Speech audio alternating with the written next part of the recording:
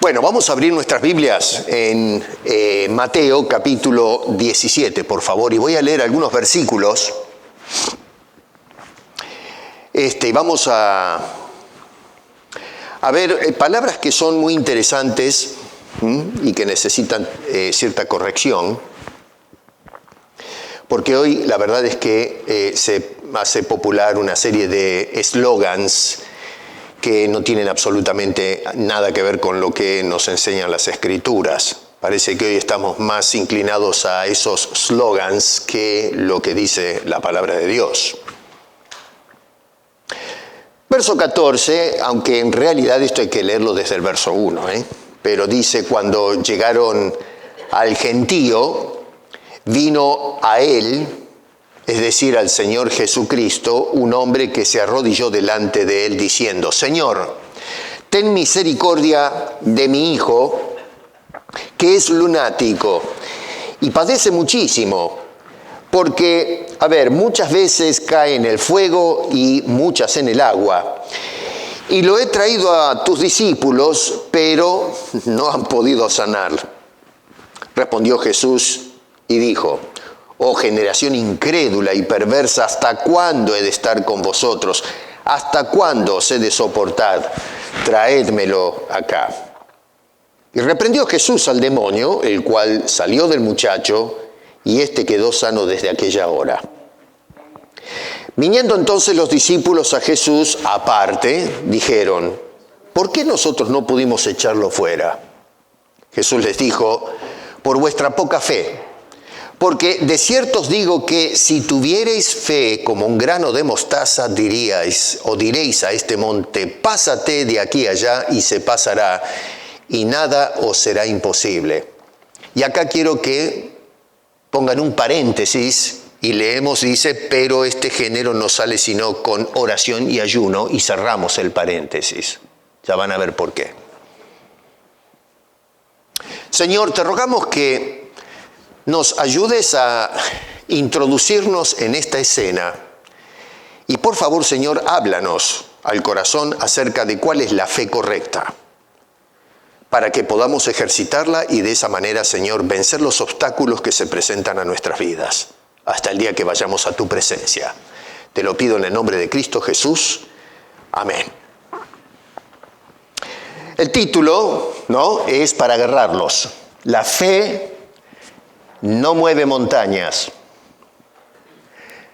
Si hay una frase que se ha echado mano y se ha utilizado de una manera errónea y completamente indiscriminada, es: la fe mueve montañas. Es muy común, lo he escuchado muchas veces desde púlpitos, ahora con esto del internet, donde se proclama ese, yo le digo eslogan, en la actualidad. Se le pega a la gente este tipo de cosas.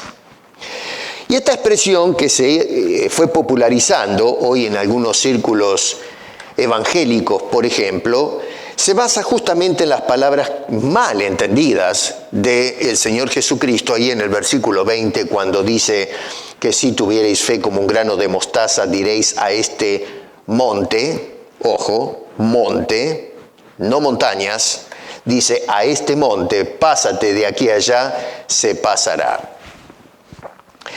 Ante todo, hermanos queridos, nosotros tendríamos que parar un poco antes de saltar a conclusiones. Y yo he dicho en otras ocasiones que hoy la verdad es que el concepto de interpretación está muy manoseado. Antiguamente, cuando se hablaba de interpretación, era explicar las Escrituras. Hoy día no, cuando se habla de interpretación es más bien reinterpretación. Es decir, cada uno interpreta lo que le parece, y eso está mal. A la Biblia hay que explicarla, no interpretarla. Dios no necesita intérpretes. Así que el concepto de interpretación fue muy manoseado. Originalmente, interpretación quería decir explicar. Hoy no, hoy es cada uno es dueño de su verdad. Y por eso hacemos un lío con este pasaje bíblico. Ustedes no van a encontrar en ninguna instancia a Jesús habiendo hecho este portento, jamás. No solamente eso, pero hacemos un viaje al pasado, al Antiguo Testamento, y ustedes no encuentran ninguna persona que haya podido doblar las rodillas, orar y decirle a una montaña que se arranque y se ponga en otro lado. Lo más que podemos recordar en el Antiguo Testamento como un portento sobrenatural extraordinario es la saga del Éxodo, cuando se abrió el Mar Rojo, ¿se acuerdan? Hay otros episodios, pero eso es algo que quedó grabado en la psiquis de la historia de la nación. Los apóstoles. No vemos en ningún momento a los apóstoles habiendo hecho semejante cosas de orar a Dios y decirle que se arranquen los montes. Cuando entramos en la historia de la iglesia, 2000 años más o menos, y usted no encuentra en los anales de la historia hasta el presente una persona que haya hecho una oración pidiéndole a Dios que arranque una montaña y la ponga o la relocalice en otro lugar, que cambie la topografía del terreno, porque en fin, qué sé yo, se le ocurrió de que por ahí, porque Dios, acá el Señor dijo que si tenemos fe podemos hacer ese tipo de portento, bueno, hay que echar mano al asunto y hacerlo.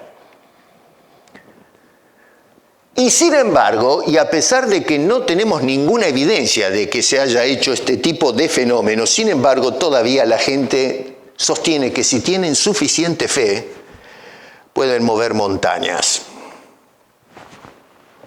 Ahora, la pregunta acá es, ¿qué es lo que realmente el Señor Jesucristo quiso decir con esas palabras? Y una pregunta que se liga a esa es, bueno, pero ¿y cuál es la aplicación para nosotros? Porque no se trata de dilucidar lo que el Señor quiso decir en realidad al decir estas cosas en el verso 20, sino, bueno, ¿cómo nos afecta a nosotros lo que Jesús dijo hace 2000 años atrás, cuando salgamos de este lugar? Lo que les voy a demostrar a ustedes en esta tesis de la mañana es que la fe, hermano querido, no mueve montañas. La fe nos mueve a nosotros. La fe es para mover hombres y mujeres de Cristo. Y eso es lo que el Señor Jesucristo quería con estos individuos. Así que nosotros a veces tenemos un concepto equivocado de las Escrituras y perdemos de vista cuál es el valor práctico de las enseñanzas del Señor Jesucristo. Jesús quería mover a estos hombres, a los discípulos ahora. Todavía no son apóstoles, están en entrenamiento. Moverlos a ellos a poner atención más a las cosas de Dios, no a mover el monte ese que tenían ahí delante de ellos. Lo que tenemos acá en este pasaje bíblico es lo que algo que los judíos practicaban mucho en los tiempos de Jesús y todavía en la actualidad se utiliza esto. Es un recurso literario que llamamos hipérbole.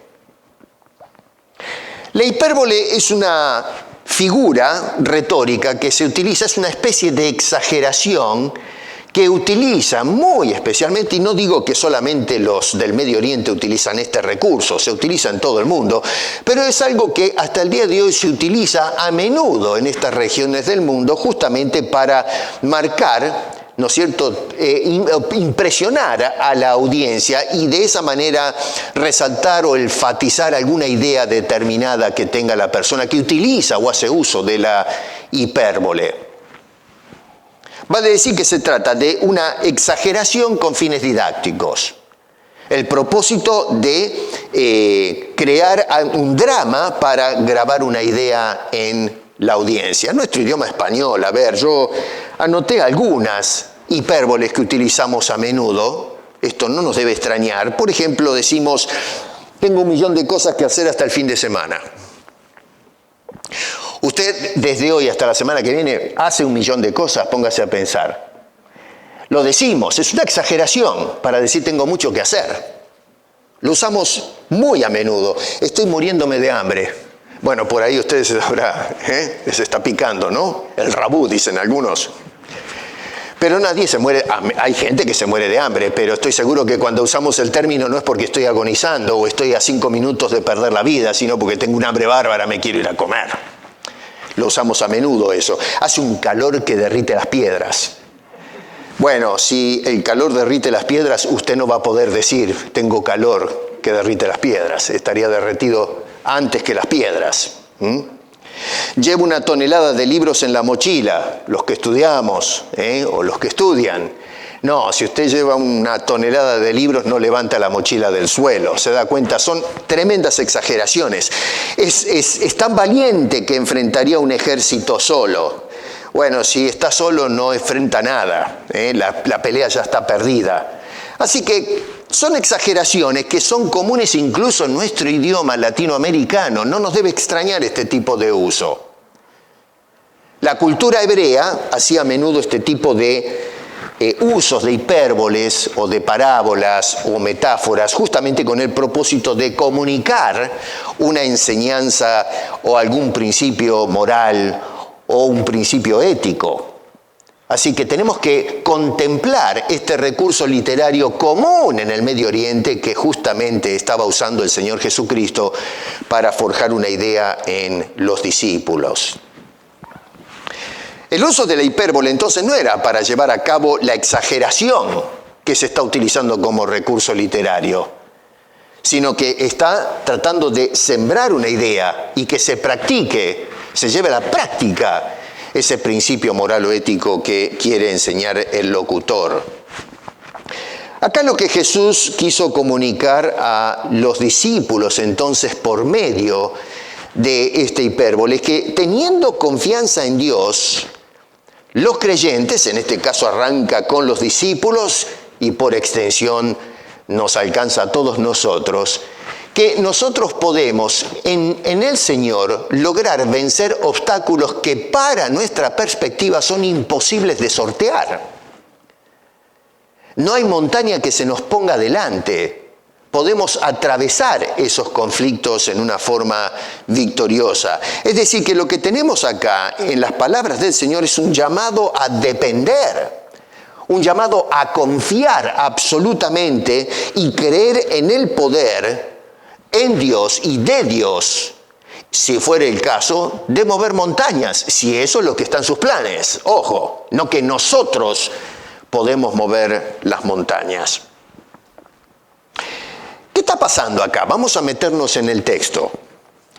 Para mirar la situación tenemos que irnos prácticamente a los versos 1 y 2, y acá voy a correr un poco, porque me quiero concentrar en la segunda parte, pero para que ustedes observen lo que está sucediendo, los versos 1 y 12 nos dice que Jesús subió a un monte, y ojo, tomen nota de eso, un monte donde se llevó a cabo la transfiguración. ¿Qué quiere decir eso? No sé, Jesús cambió de apariencia, ¿no? Se puede especular mucho de qué es lo que sucedió. Resplandeció el cuerpo, la imagen de Jesús, fue una cosa muy extraña, algo sobrenatural, algo extraordinario. Dice que sus vestidos eran blancos, como la luz, etc. Así que a eso le llamamos, o le dice allí, lo describe Mateo como una transfiguración.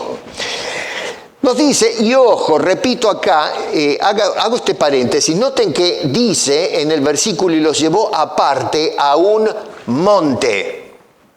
Si usted se va al verso 20, otra vez, lea rapidito lo que dice, si tuvieres fe como un grano de mostaza, diréis a este monte. No está hablando de montañas en plural.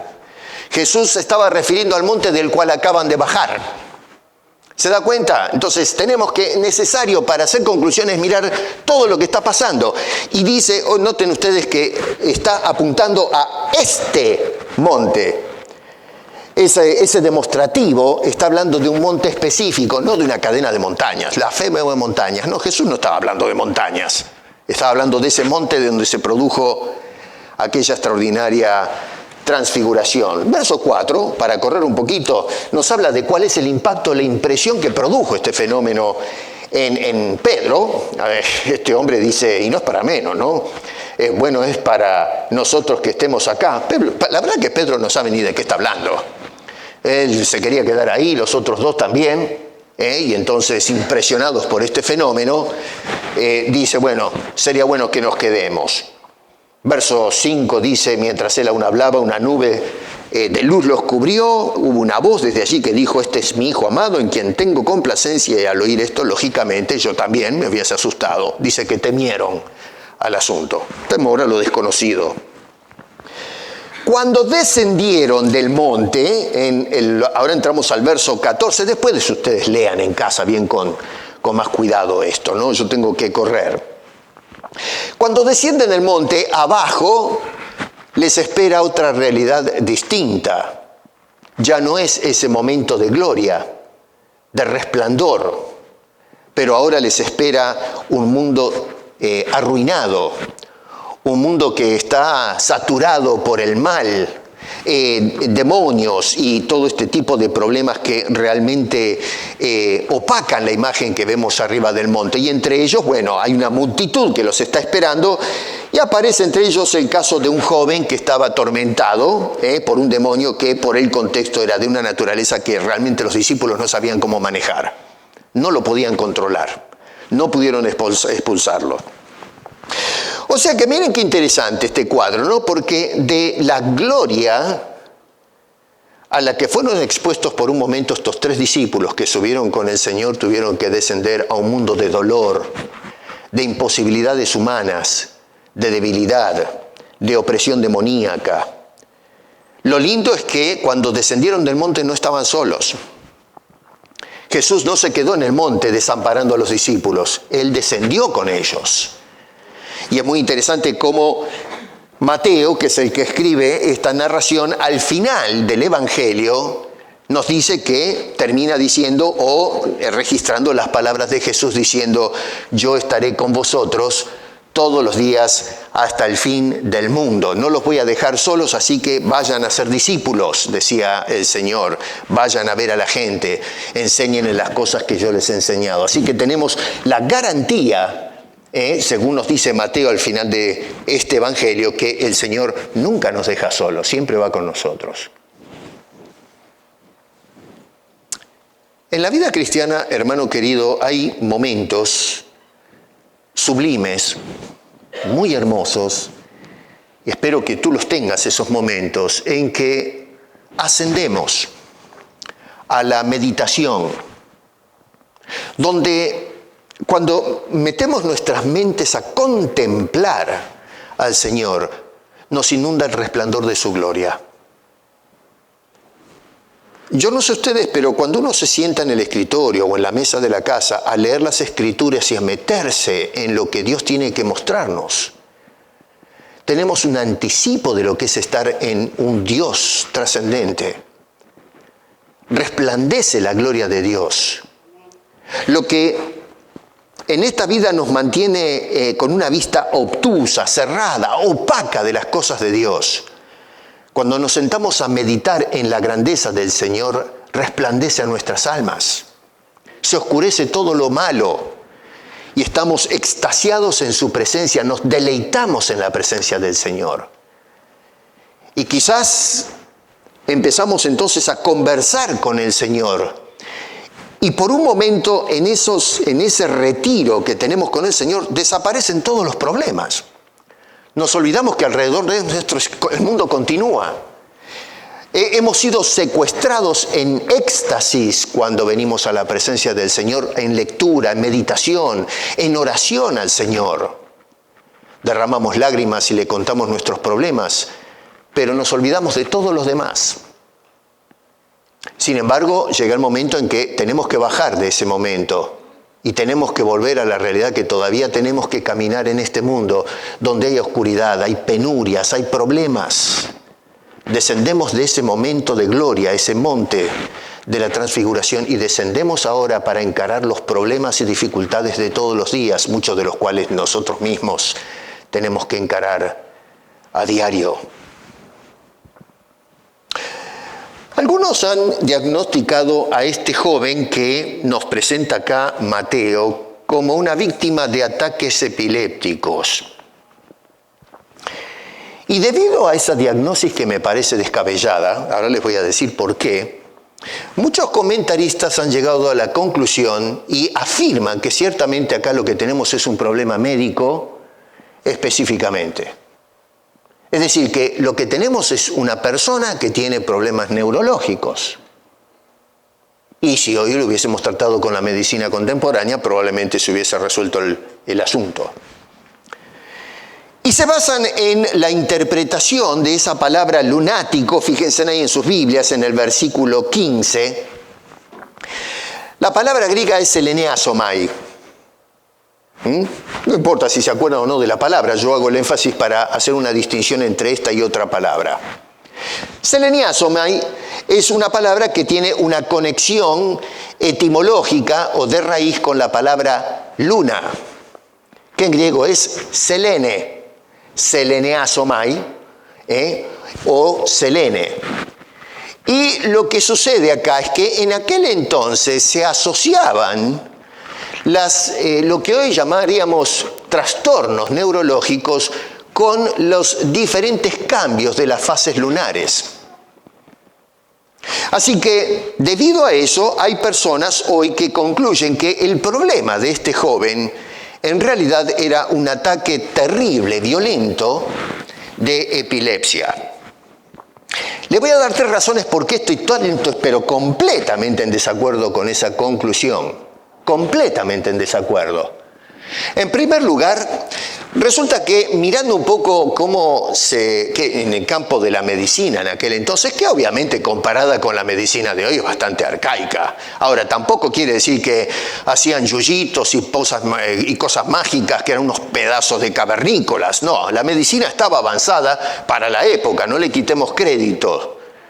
La medicina había avanzado. Sin embargo, se había identificado en aquellos días la epilepsia y la palabra con que se describe lo que hoy llamamos epilepsia es esa palabra. Ellos son los que acuñaron la palabra epilepsia que usamos en la actualidad, no la inventamos nosotros.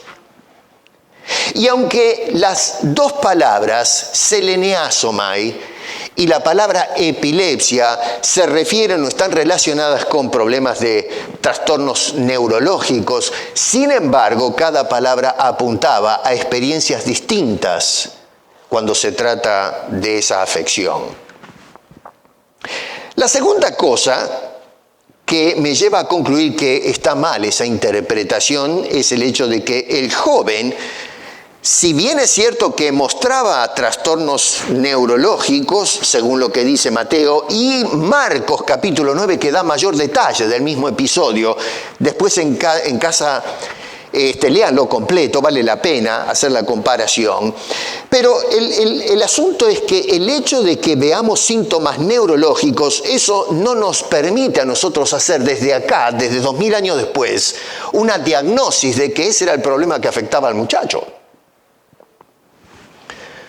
Hoy día, para llegar a una diagnosis, tenemos que meterlo en un tubo y hacer una especie de tomografía computada o algo por el estilo para ver qué es lo que está afectando a la persona que tiene ese tipo de reacciones o esa sintomatología.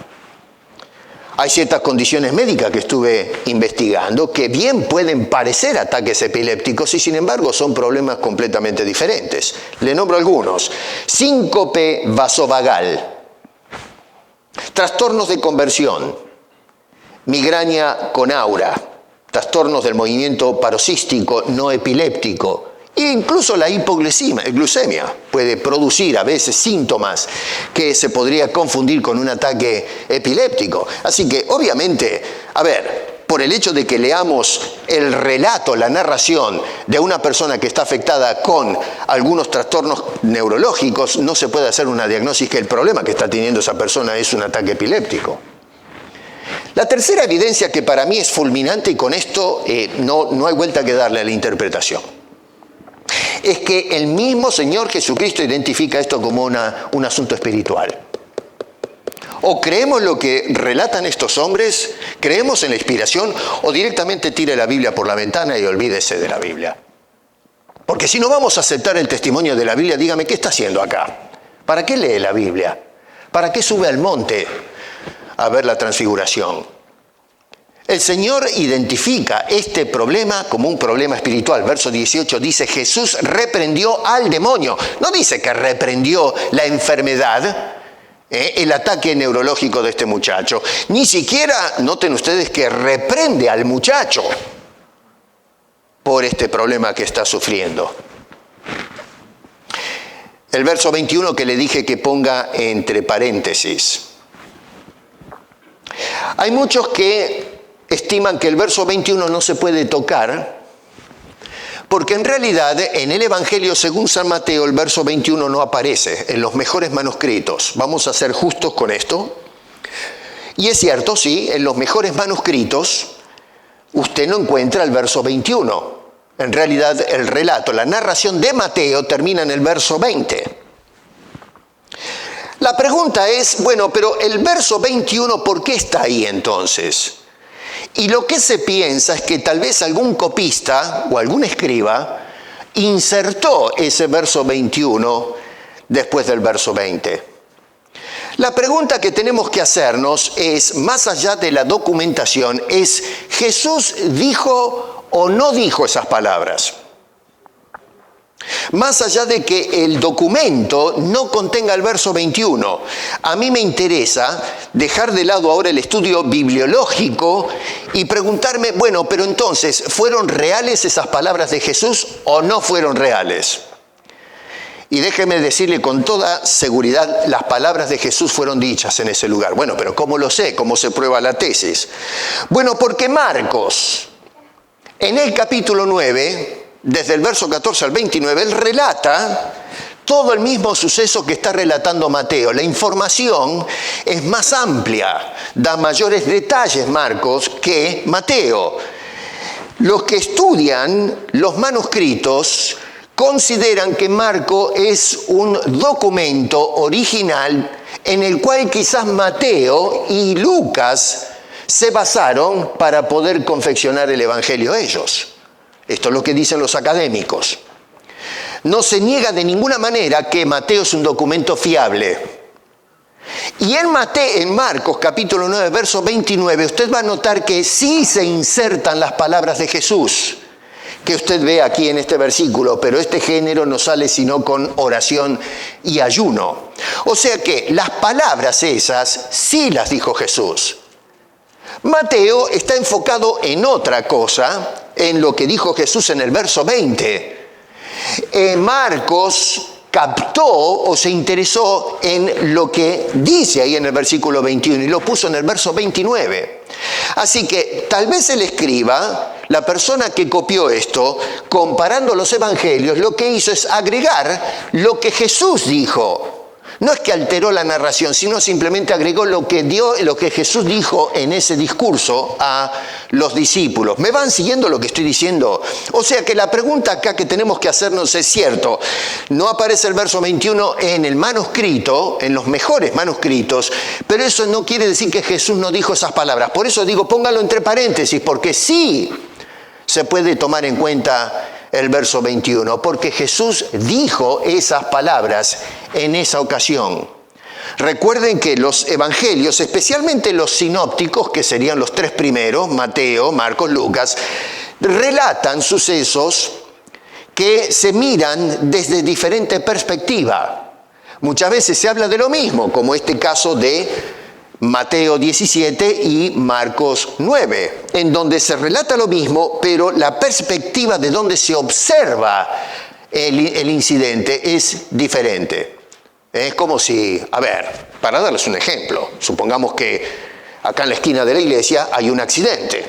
Se dan un golpe de narices entre dos coches y tenemos una persona en cada esquina contando el accidente. Todos están hablando de lo mismo, pero hay diferente ángulo de visión. Van a ver los ángulos, desde los coches desde diferentes ángulos, van a dar su impresión, algunos lo van a dar con más detalles, otros van a ser más sintéticos, y vamos a tener 4 relatos hablando de lo mismo, pero con detalles distintos. Bueno, eso es lo que sucede con los evangelios. Ahora, ¿cuál es la importancia de esto que estoy diciendo? Bueno, si Jesús dijo esas palabras, noten ustedes que en el verso 21 Jesús está diciendo o identificando este demonio, no enfermedad.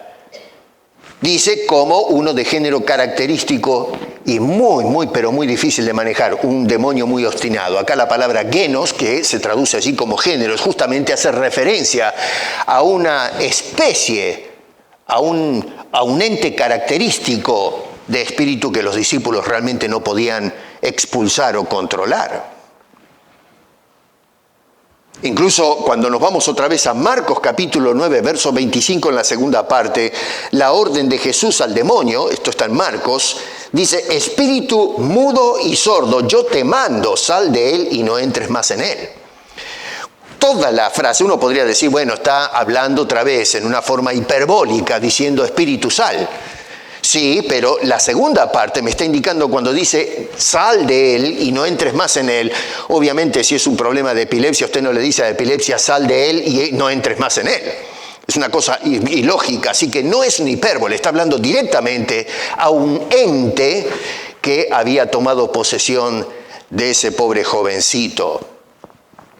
Incluso la interpretación que hacen los discípulos me da evidencia de que esto no es un ataque de epilepsia. Cuando ellos, por ejemplo, en el verso 19 dice, ¿por qué nosotros no pudimos echarlo fuera? Y están hablando no de una enfermedad, sino del espíritu. Y ojo, acá no se trata de un error de interpretación de los discípulos que dijeron, bueno, no lo pudimos echar pensando que era un demonio, cuando en realidad no era un demonio, sino un ataque de epilepsia. Porque de haber sido así, yo considero que Jesús los hubiese corregido, hubiese dicho, muchachos, eso no es un demonio, esto es una enfermedad. Jesús, la verdad, siempre dirigía a las personas a la verdad de los hechos. Y sin embargo, Jesús no negó la conclusión que habían hecho, la diagnosis que hicieron los discípulos cuando lo llevaron a un lado para cuestionar acerca de este asunto.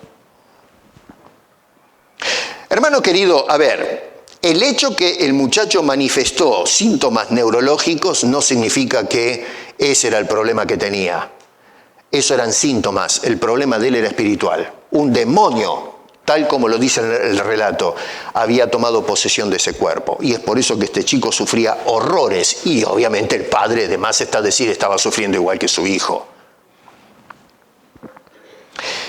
Ahora, la pregunta, ¿por qué se sorprendieron los discípulos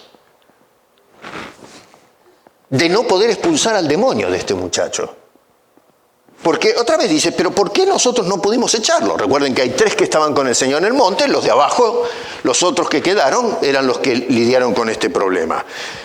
¿Por qué están sorprendidos que no hicieron el trabajo, pero no pudieron expulsar al demonio? ¿Por qué la sorpresa? Si nosotros nos vamos rapidito al capítulo 10, van a notar allí en el... síganme con sus Biblias, ¿no? Porque no se trata de lo que digo, sino lo que nos va diciendo la Escritura. En el capítulo 10, verso 1, dice, entonces llamando a sus 12 discípulos, les dio autoridad sobre los espíritus inmundos para que los echasen fuera y para sanar toda enfermedad y toda dolencia. ¿Vamos ahí? Verso 5 dice, y a estos 12 envió.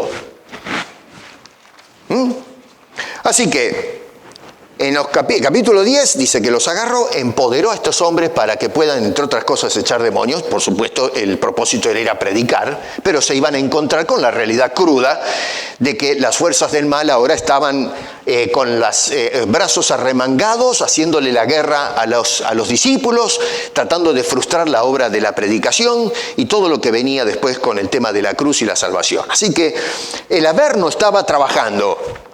Jesús empodera a estos hombres, salgan a predicar y entonces los equiparó para que puedan hacer frente a estas fuerzas demoníacas. Ahora, no hay ningún tipo de razón para pensar que estos hombres, cuando fueron empoderados por el Señor en el capítulo 10, verso 1, por alguna razón no pudieron ejecutar el trabajo que les dio Jesús hasta llegar al capítulo 17. Es decir, que desde el capítulo 10, cuando los envió, hasta que llegamos al capítulo 17, ese espacio de tiempo que no sabemos cuánto es, que no pudieron hacer frente a los demonios. No tenemos ninguna evidencia. Usted me dirá, bueno, pero no tenemos evidencias de que sí lo hicieron. Yo creo que sí la tenemos. Lo que no tenemos es evidencia para concluir que no han podido, desde que Jesús los empoderó, hasta el caso del muchacho lunático, que no pudieron jamás expulsar un demonio, a lo menos durante ese espacio de tiempo. ¿Por qué concluyo que sí pudieron? Si ustedes se van a Lucas, en el capítulo 10, verso 1, dice: después de estas cosas, designó el Señor también a otros 70, a quienes envió de 2 en 2 delante de él a toda ciudad y lugar donde él había de ir. Aparte de estos hombres, escogió a unos 70 y los envió también. En el verso 17, cuando regresaron del trabajo, dice: volvieron los 70 con gozo, y escuche esto, diciendo al Señor: aún los demonios se nos sujetan en tu nombre. ¿Qué pasaba acá? Bueno, a ver, uno puede decir, bueno, estos hombres tenían el poder de echar demonios. No, no tenían ningún poder. Los demonios sabían perfectamente que estos eran los heraldos que venían anunciando que detrás de ellos viene el Señor. Y los demonios, cuando escuchaban el nombre de Cristo, no es que temblaban por los discípulos, los 70, no, sabían que atrás viene el jefe. Y entonces cuando escuchaban a Jesús, salgamos corriendo, volemos de acá, y salían disparados. ¿Por qué? Porque atrás de ellos venía el Señor. Así que el poder no estaba en ellos, estaba en el Cristo que venía detrás de ellos. Así que, a ver, si estos, aún los demonios, se sometían cuando hablaban del Señor, no hay ninguna razón para pensar que los discípulos originales no pudieron expulsar demonios. Sin embargo, en este caso específico, estos hombres que estaban acostumbrados a ver que los demonios respondían, acá algo había pasado, algo falló.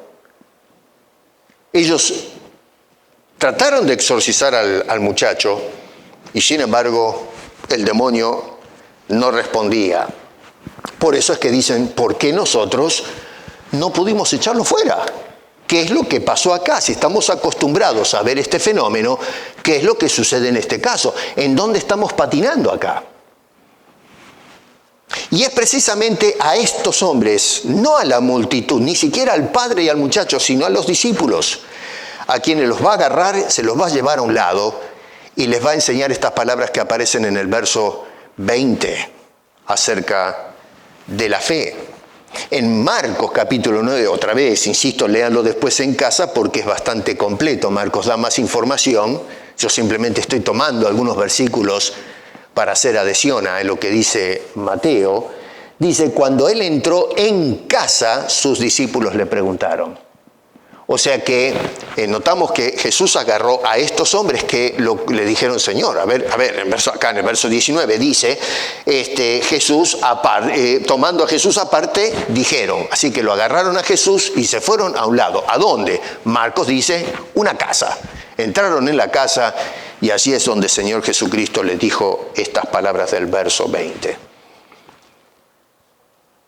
Es probable, y acá voy a especular un poquito, que los discípulos, cuando veían que los demonios respondían o se sometían a ellos, que por un momento ellos perdieran de vista que en este tipo de luchas o escaramuzas espirituales que encaraban con las fuerzas del mal, a veces tenían que dedicarse más tiempo a la oración.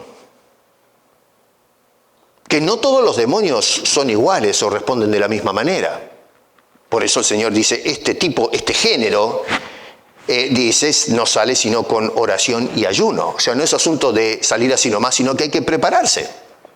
Hay que orar con mayor entrega, con mayor intensidad, con una oración más ferviente. Además, pienso yo que estos hombres a lo mejor comenzaron a confiar desmedidamente o desconectadamente en la capacidad que había, según creían, en ellos de expulsar los demonios y no tener en cuenta que no eran ellos los que expulsaban los demonios, sino que eran los demonios respondiendo a la realidad de que venía Cristo atrás de ellos. Es al que viene atrás al que le tienen miedo, no a los discípulos.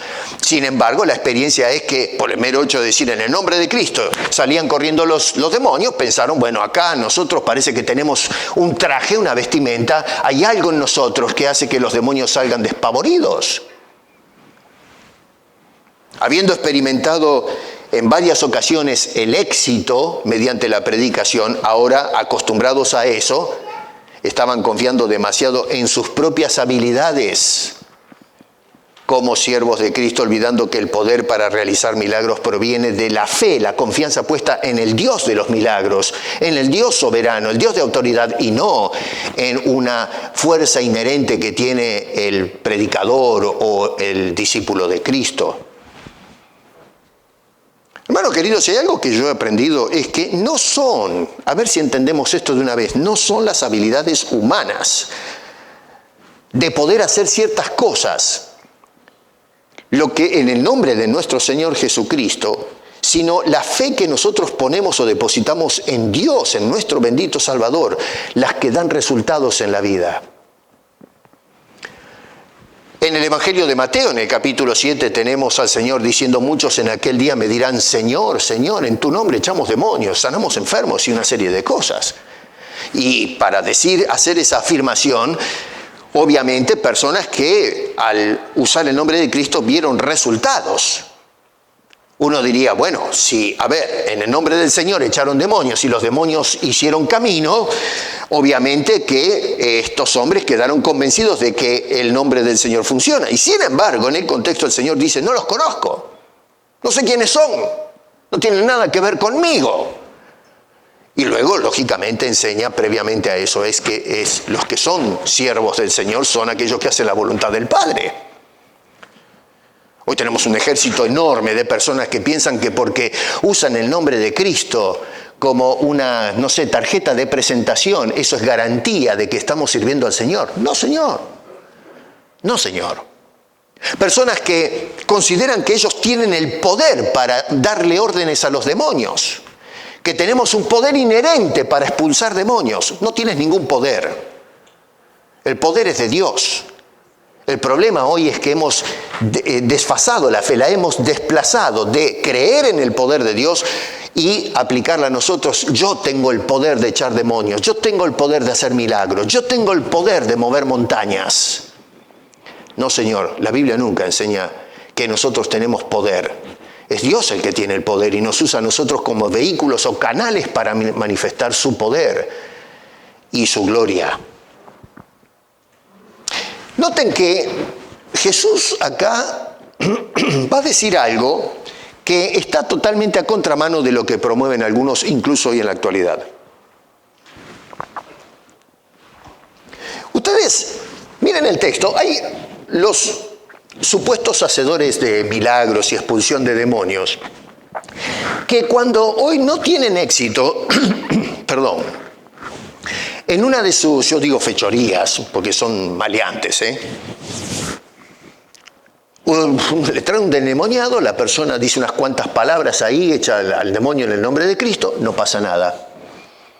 Viene una persona con un ataque, en los riñones, pide sanidad, le hacen ahí la cruz, le tiran agua, ¿no?, de zanja y qué sé yo, o aceite que compran para hacer fritar los huevos, porque el aceite lo compran en el Loblas, le tiran el aceite, esto sinvergüenza. Hay algunos que dicen que traen el aceite de allá del Medio Oriente, el agua del Jordán y la rosa de Sarón y la Gran Siete, dicen cualquier barbaridad de cosas. Y entonces con eso ya está. Bueno, no funciona nada. Usted sigue enfermo, tiene el demonio adentro, y entonces lo que dice esta gente no es lo que dijeron los discípulos. Noten que los discípulos, cuando no vieron resultados, dijeron, ¿por qué nosotros no pudimos? Hoy lo que dicen no es ¿por qué nosotros no pudimos? Cuando profetizan, sanan, echan demonios. ¿Por qué no pudimos? No, eso no es lo que dicen. El asunto es porque usted no tuvo fe. No es porque ellos no sirvieron. Estos por lo menos fueron más honestos. Dijeron, ¿por qué nosotros? No dijeron, acá el problema no somos nosotros. Usted, viejo, no tiene fe en Jesucristo. Y este chico tampoco. Bueno, está hecho una etcétera. No tiene fe este chico, por lo menos usted, pero usted tampoco tiene fe. No, Señor. Ellos asumieron la responsabilidad y dijeron, ¿qué es lo que pasó con nosotros acá? El problema está con nosotros, no con el padre, no con el chico. Y sin embargo, hoy la deshonestidad es tremenda. Hoy encontramos gente que si no funcionan sus fechorías le echan la culpa a usted. Usted es el que no tiene fe. Así que miramos cómo la Escritura maneja el asunto a la inversa de cómo se maneja hoy en los foros evangélicos. Por otro lado, hay personas que usted va a escuchar que le van a decir, si tiene una fe grande, muy grande, una fe sólida, robusta, fuerte, entonces podrá mover montañas. Justamente porque usted no tiene una fe enorme, una gran fe que no logra resultados en la vida. Pero Jesús promueve precisamente lo contrario. ¿Se dio cuenta de lo que dice Jesús? Dice que nos habla ahí no de una fe inmensa. Dice que si es una fe pequeña, figurada con un grano de mostaza. Estuve buscando un poco en internet porque nunca vi un grano de mostaza. Yo veo la mostaza cuando se lo pongo a la salchicha, ¿no? Y me como un pancho, un hot dog. ¿Saben lo que es la mostaza, no? Mustard. Esa es la única mostaza que conozco. Nunca vi un grano de mostaza en mi vida, ¿no? Del campo no entiendo nada. Yo crecí en la ciudad. Pero bueno, estuve buscando y realmente el grano de mostaza es muy, pero muy pequeño. Hay como una especie de espiga, se frota la espiga y salen esos granitos. Los que tal vez vivieron en el campo entienden mejor este asunto. A lo mejor vivió en el campo y nunca vio un grano de mostaza tampoco, ¿no? Qué sé yo. Pero bueno, Jesús está comparando entonces la fe con un grano de mostaza. No una gran fe. Dice, si ustedes tienen fe como un grano de mostaza. Así que, repito, vemos que el diálogo que tiene Jesús con los discípulos va totalmente a contramano de lo que muchas veces hoy se dice o se afirma en cuanto al tema de la fe. La pregunta que acá nos podemos hacer entonces es, siendo que el Señor enfoca la atención en el tema de la fe en el versículo 20, no en la montaña. El tema es la fe. Siendo que el Señor se enfoca en eso, entonces, ¿qué tipo de fe tenemos que tener para sortear los obstáculos, aunque sean enormes, en nuestro camino diario con el Señor? ¿Qué tipo de fe debemos manifestar los creyentes? Y entonces ahora empezamos a sacar las conclusiones de esta narración que hizo Mateo. Y lo primero que tiene que ser es una fe que se inclina ante el señorío de Cristo. Verso 14, en la segunda parte, dice, vino a él un hombre que se arrodilló delante de él diciendo, Señor. Y para ahí, no te apures. Este hombre viene, cae de rodillas y dice, Señor, en Marco dice, Maestro. ¿Por qué la diferencia? Otra vez, muchas veces dicen, bueno, es que ahí se da cuenta usted que la Biblia dice una cosa, después otra. No es que, repito, uno da una impresión y otro da otra impresión. Lo que captó la atención a Mateo fue las palabras de ese hombre diciendo, Señor. ¿Por qué? Bueno, Mateo, toda la tesis de Mateo es probar que Jesús es el Rey, el Señor, que estaban esperando. Ese es el tema de su tesis. Y Marco dice, Maestro. Probablemente el hombre dijo maestro y señor, o señor y maestro. Uno captó la palabra señor, el otro evangelista captó la palabra maestro. Recuerden que están escribiendo después que el Señor ascendió al Padre, ya pasó tiempo. Y el Espíritu los dirigió a agarrar uno la palabra Señor y el otro la palabra Maestro.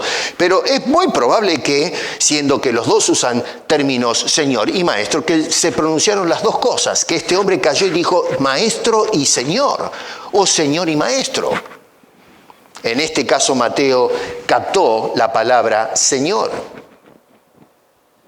El Padre trajo a su hijo en desesperación sabiendo, ya sea porque, había visto a los discípulos hacer estos milagros, o a lo mejor había escuchado que los discípulos del Señor Jesucristo hacían este tipo de señales. No lo sabemos, no tiene mucha importancia eso. Lo cierto es que trajo al muchacho sabiendo que tal vez estos muchachos podían darle una mano y resolver el problema que aquejaba a este chico. El intento no funcionó. Habrán estado orando a brazo partido, diciendo en el nombre de Jesús. Uno se puede imaginar el show que habrá sido. Marcos dice que se armó un alboroto ahí a tal punto que llegaron los escribas y fariseos, se armó una gresca, ¿no? Empezaron a discutir, probablemente estos diciendo al populacho, miren, estos son unos farsantes, no sirven para nada, es todo cuento, se dan cuenta que están ahí orando y no pasa nada. Olviden a esta gente, no les crean. Y se armó un alboroto. Jesús cuando bajó dice, ¿qué es lo que está pasando acá? Tuvo que parar e intervenir. Eso nos relata Marcos. Mateo no le interesa eso, va directamente al grano. Bueno, el hombre en lugar de decir, después que los discípulos intentaron, en fin, qué sé yo, expulsar al demonio y no funcionó, el hombre en lugar, esto es lo que admiro de este señor, de decir, bueno, pero estos son unos charlatanes. Esto es puro grupo. ¿Qué estoy haciendo acá? Lo traje a mi hijo, pasaron por la mano de cada uno de los discípulos, oraron y no pasó nada. Y en lugar entonces de resignarse, de tirar la toalla ante la tragedia que no solamente el hijo, pero él como padre también estaba pasando, decide ir directamente al Señor. Esto no lo voy a cerrar acá, no voy a terminar acá. Yo voy a probar con la fuente, con el maestro de esta gente, y se fue directamente al Señor. Dice, y se arrodilló delante de él, diciendo, Señor. Yo me resisto a creer que este hombre vino y se arrodilló adelante de cada uno de los discípulos de Cristo, diciendo, Señor o Maestro. Probablemente le dijo, ustedes que son los seguidores de Cristo, tengo este hijo lunático, ayúdenme, por favor. Pero arrodillarse delante de cada uno de ellos, yo no lo creo. Pero sin embargo, cuando vino delante del Señor, ahí sí se tiró de cabeza a los pies del bendito Señor. Acá vemos a un hombre con una actitud de humillación. Un hombre que viene con sumisión absoluta a la voluntad suprema de ese a quien llama Señor. Se somete a su poder, se somete a su autoridad. El único que realmente, estos fallan, pero acá es donde tengo la esperanza. Este es el que puede hacer algo. Y se inclina allí a los pies y le llama Señor. Este es un Señor que muestra una fe que lo mueve a caer de rodillas, suplicando el favor del Señor Jesucristo. Lo que tenemos es un hombre con una entrega completa a la voluntad del Señor. Noten que no está apelando al poder de la fe. Hoy día la gente dice, apela, echa mano del poder de la fe. Hay poder en la fe. Este señor no va diciendo al Señor, yo apelo al poder de mi fe. No, Señor, él está apelando al poder del Señor. La fe la está ejercitando en ese que tiene poder para poder resolver este problema tremendo que está padeciendo. La fe es sinónimo de creer. Es la misma palabra. Hay una cantidad enorme hoy de gente que se arrodilla a los pies de un púlpito. Yo he visto gente arrodillarse en los escalones de una plataforma.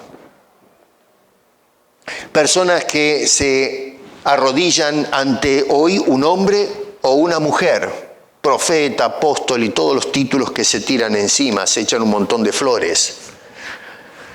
Hombres que se arrodillan delante de promesas vacías, se arrodillan delante de las mentiras, de cosas que no tienen ninguna sustancia, en lugar de arrodillarse humillados delante de aquel que realmente puede transformar las circunstancias, al único delante de quien debemos arrodillarnos, que es la persona de nuestro bendito Señor y Maestro, Cristo Jesús, nuestro Salvador. Una fe genuina, hermano querido, es la que mostró este padre. Genuina porque empezó ante todo reconociendo que Él es Señor. Se inclinó delante del señorío de Cristo, no delante de los religiosos o delante de los discípulos. La segunda cosa es que verso 15 se trata de una fe que descansa en la misericordia del Señor. Dice este hombre, ten misericordia de mi hijo. Cuando él se acerca y se inclina ante él como Señor, ¿cuál es su petición? Compadécete, por favor, de mi hijo. Noten ustedes que no se trata de una demanda, una orden declarada al Señor, sino que descansa en la compasión, en lo que el Señor decida hacer en esta circunstancia. Es decir, una fe que se implora. Ten misericordia, ten compasión. Este hombre reconoce que tiene una enorme necesidad del Señor Jesucristo y que solamente Jesucristo puede atender a esta imperante necesidad con la cual está lidiando. Implica que el Padre no puede resolver el problema bajo ningún punto de vista por sus propios hechos y que tampoco la pueden resolver aunque tengan la mejor intención los seguidores de Cristo. Porque estoy seguro que estos hombres, estos discípulos del Señor, oraron con las mejores intenciones, especialmente cuando habían visto en el pasado que el mero hecho de nombrar a Jesús, los demonios salían corriendo. En este caso estoy seguro que cuando le trajeron al chico, oraron para ayudar a este hombre, ayudar a este muchacho, y no funcionó. Pero aun cuando tengamos las mejores intenciones, no podemos hacer lo que solamente Cristo puede hacer. La compasión del Señor. Este hombre apela a la gracia divina, no a las aparentes habilidades mágicas o promesas que pueden hacernos los hombres. Y llama la atención que lo primero que pide este hombre no es poder para restaurar a su hijo lunático. Lo primero que pide es, ten compasión, por favor, compadécete. Hoy la gente lo que pide, demanda y reclama es poder. Yo quiero que me des poder, en lugar de decir, Señor, compadécete de mí. ¿Quién crees que eres tú que le demandas a Dios poder? ¿Qué nos hace pensar que nosotros merecemos algún poder? No merecemos nada. Y es por eso que tenemos que caer de rodillas e implorar, compadécete de mí, hombre pecador. Ayúdame, Señor, en mi situación. Número 3, una fe que va en constante desarrollo. Versículo 20, y acá está el meollo del asunto. Dice, por vuestra poca fe no funciona el asunto, porque de cierto os digo, es decir, les digo la verdad, que si tuvieres fe como un grano de mostaza, diréis a este monte, pásate de allí, de aquí a allá, y se pasará y nada os será imposible. Es decir, Jesús acá está hablando de una fe que no se estanca, una fe que sufre parálisis, que se petrifica. Como indiqué, ¿no? El grano de mostaza en aquel entonces, por lo menos en lo que es la industria del agro, era hasta donde conocían. Hoy tenemos semillas y granos más pequeños, pero gracias al microscopio hemos metido nuestros ojos en un micromundo que antes no se conocía. Pero en aquel entonces, en la industria, de todos los granos que manejaban, el grano de mostaza era el grano conocido más pequeño. Y bueno, era una semilla muy interesante porque, cuando uno la ponía en el suelo, la semillita esa podía llegar a crecer hasta 3 metros de alto. Es una cosa impresionante. Ustedes se van al capítulo 13 de Mateo y Jesús compara el reino de los cielos con un grano de mostaza. Y dice que crece de tal manera, se amplifica, que después se convierte en un gran árbol donde las aves empiezan a hacer nidos. En ese caso, comparó la fe, el reino de los cielos con el grano de mostaza. En este caso específico, usa el mismo grano de mostaza, pero para compararlo con la fe que debemos ejercitar o tener los que le servimos. Ahora, esta comparación que hace Jesús con el grano de mostaza, entonces, nos deja con una impresión en cuanto a la naturaleza que debe tener esa fe que demanda el Señor de los suyos. Y lo primero que todo tiene que ser una fe plantada. La fe tiene que ser la fe de la que habla Jesús, tiene que ser una fe plantada. Hermano, Jesús es el autor y consumador de la fe. Eso es lo que nos dice el escritor de Hebreos más adelante en el capítulo 12, que es Jesús el génesis de nuestra fe.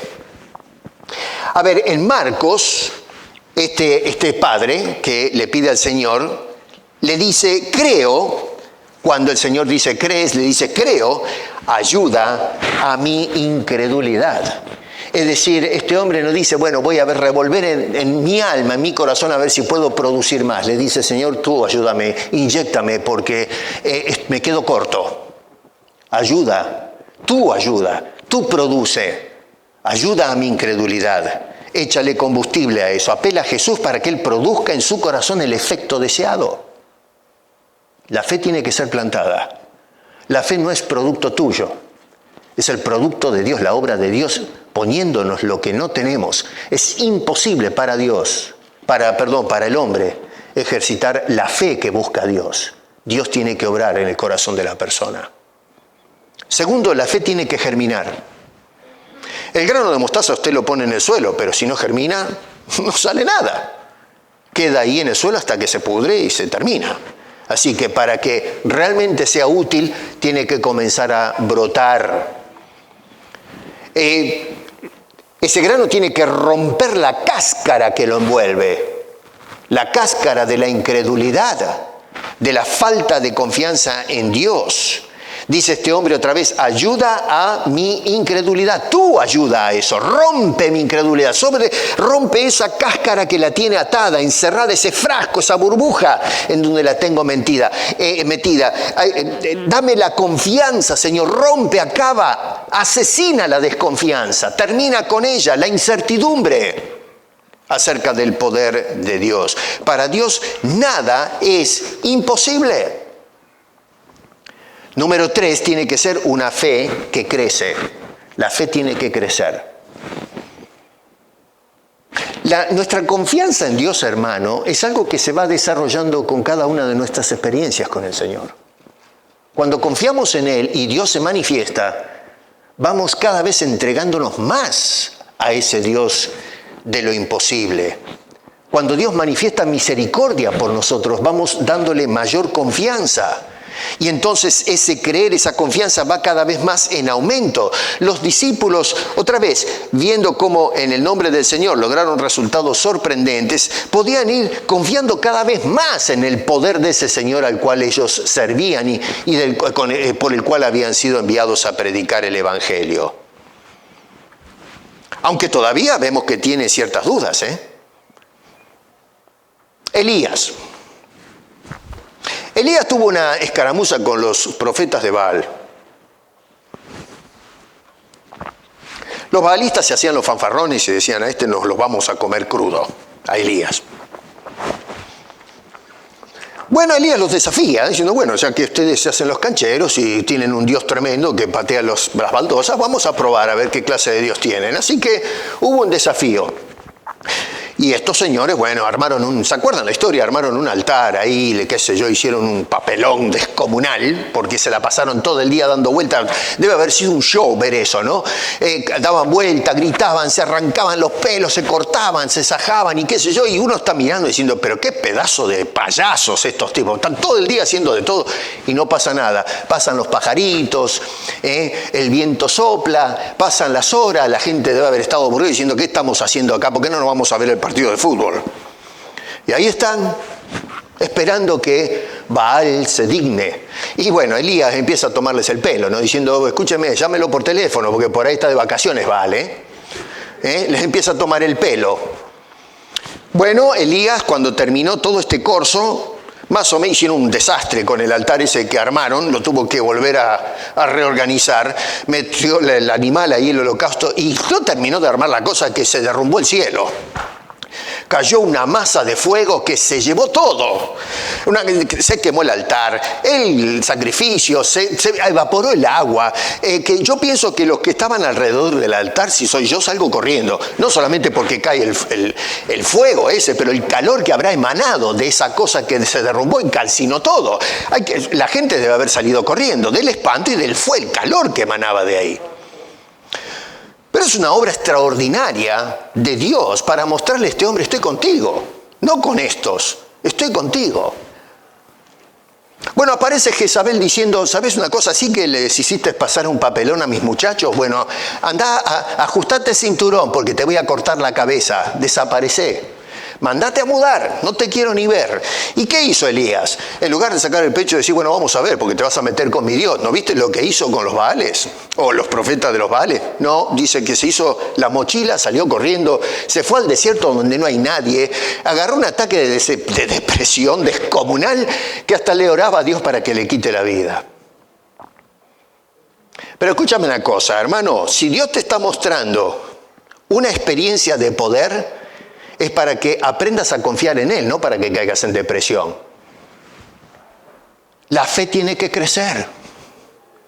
En cada experiencia que tienes con Dios, no es para mostrarte milagros, sino para que aprendas que Dios es un Dios activo, que está en el medio, y para que confíes en Él, aunque no haga más milagros.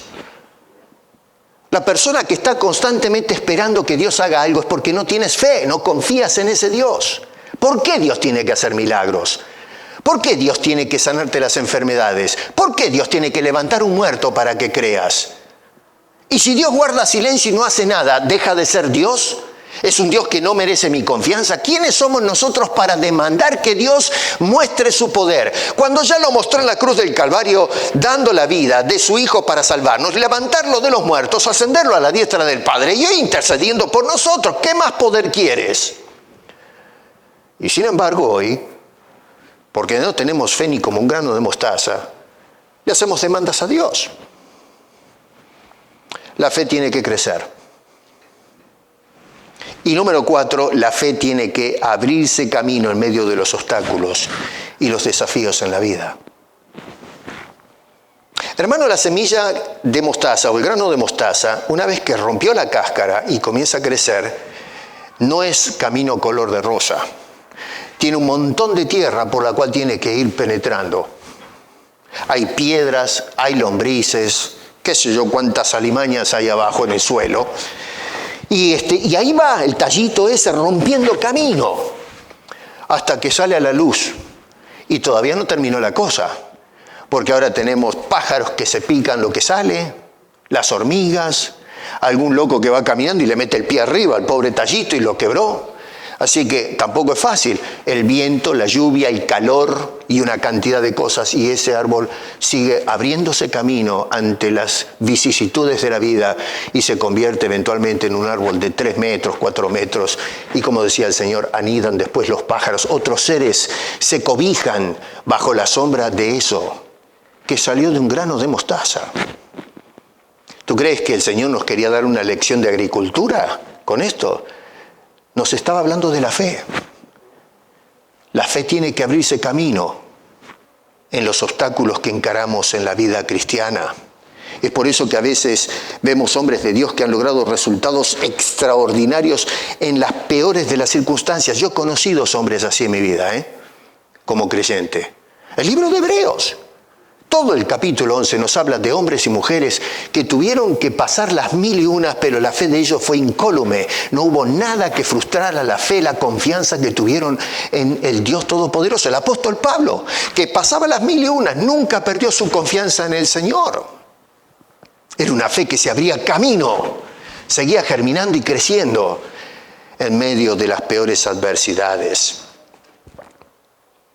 En definitiva, hermano, para ir atando los cabos, entonces, y terminar, la intención de Jesús no era que los creyentes muevan montañas en su nombre, sino que la fe nos mueva a nosotros. Que nos mueva a confiar en Dios, a descansar en el poder y la soberanía de tu Señor y mi Señor, nuestro Salvador. Así que la fe no mueve montañas. Es falso eso. Y tampoco la fe mueve la mano de Dios a gusto y piacere de los discípulos de Cristo. La fe nos mueve a nosotros a confiar, a descansar, a actuar más y más en el poder de Dios, la misericordia de Dios, la presencia del Señor en cada una de nuestras vidas. En conclusión, hermano querido, ¿sabes una cosa? Deja las montañas quietas ahí donde Dios las puso, Déjalas tranquilas las montañas y lo que tienes que hacer es empezar a escalar las montañas. Aunque sea difícil, si hay un monte que es un obstáculo, vas con el Señor Bueno, hazle frente a los obstáculos de la vida.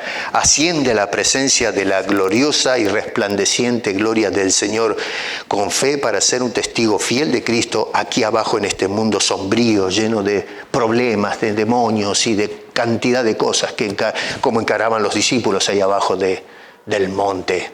Deja las montañas quietas y comienza a moverte tú por medio de la fe. La verdadera fe es la fe que pone toda su confianza en el Señor de gloria y no en las habilidades humanas. La fe no mueve montañas. La fe nos mueve a nosotros a servir y seguir a nuestro Señor, a pesar de las circunstancias adversas. Señor, ayúdanos por favor a poder dejar que tú produzcas el querer y el hacer. Tú que comenzaste poniendo ese grano de mostaza en nosotros, que lo lleves adelante, como decía Pablo, que el que comenzó la obra, la termines. Nosotros nos abandonamos creyendo en tu poder, el Dios de lo imposible, para que produzcas en nosotros la voluntad de seguirte incondicionalmente a pesar de los obstáculos más grotescos que aparezcan delante nuestro. Aumenta nuestra fe, Señor. Trabaja con nuestra incredulidad, porque te lo pedimos en el nombre de Cristo Jesús. Amén.